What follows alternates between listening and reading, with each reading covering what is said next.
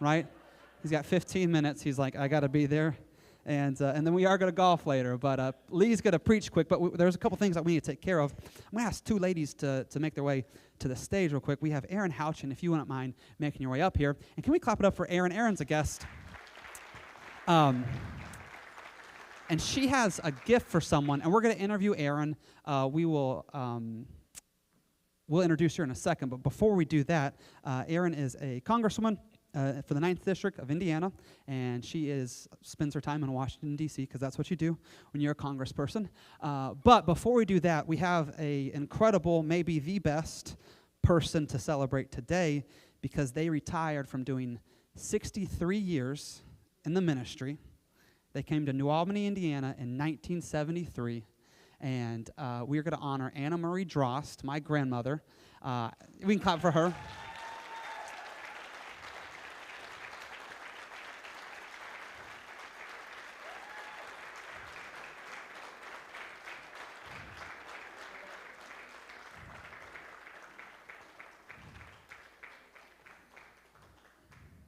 So if you like the seats you're sitting in and the building that you are in, part of it is because they chose to come from Maine to southern Indiana, 1973, 2024? It's a lot of years. You're getting old, parents. But we're gonna honor. I think Erin has a letter, Grandma, that she's gonna give to you. Would you like me to read it? Absolutely. Hello. Thanks for having me. Dear Anna, as your member of Congress, I'd like to express my heartfelt congratulations on retiring after 62 years of service in ministry to your church. This is a wonderful achievement. Your dedication to your congregation and the people of your community is to be commended. The relationships you've built over the years has undoubtedly made a positive impact. I'm glad that the people of Household of Faith have benefited from your diligent service and care, and thank you for your hard work.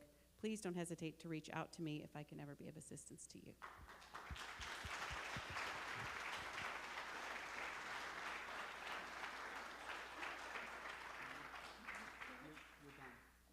Do you want to say anything? You don't want to say anything? She just said, she talked for 60-something years. She got to wake up this morning, or last Monday, and not prepare a message. And I know that was a burden lifting off her. She also just told me in passing that was her favorite grandchild. Weird. We get it, Grandma. But can we just thank her one more time? 63 years.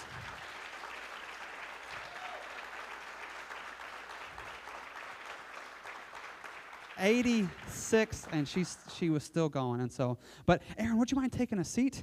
And we're going to do a little interview with Erin Houchin.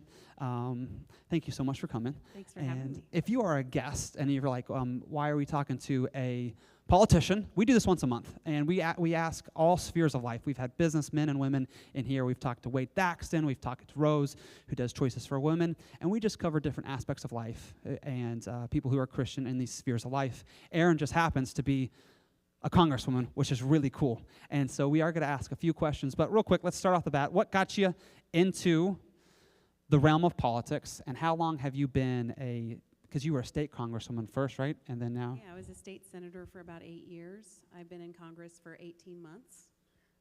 So I served at the State House in Indianapolis, and now I serve in Washington, D.C. I'm from Washington County. I got Dale Bagshaw here. He always calls me his Washington girl. I'm like, no. I'm the Washington County girl, not the Washington girl. But I was raised in Scottsburg. My dad was a dentist. He told me I could be anything I wanted to be in the world, just not a dentist. So I didn't do that. I interned at the state Senate when I was a senior in college at IU, and that's when I really got bitten by the bug to be part of the process. I saw someone from my community go up and advocate for the passage of a bill, and it got done, and I thought, wow, what an impact you can have on your state and your country if you engage in these things, and that we do need Christians in these roles, maybe now more than ever. So that's what got me into it, just interning and being exposed to it. But I grew up totally apolitical, and I've been engaged in politics now since, I don't want to age myself, but since 1999. That's 25 years? I only know that because I celebrated 30 recently. But when were you born? I was 94. Oh, gosh. I know. Wow. So we're not too far off. You just had a career before I was born. No, Aaron, I'm just kidding.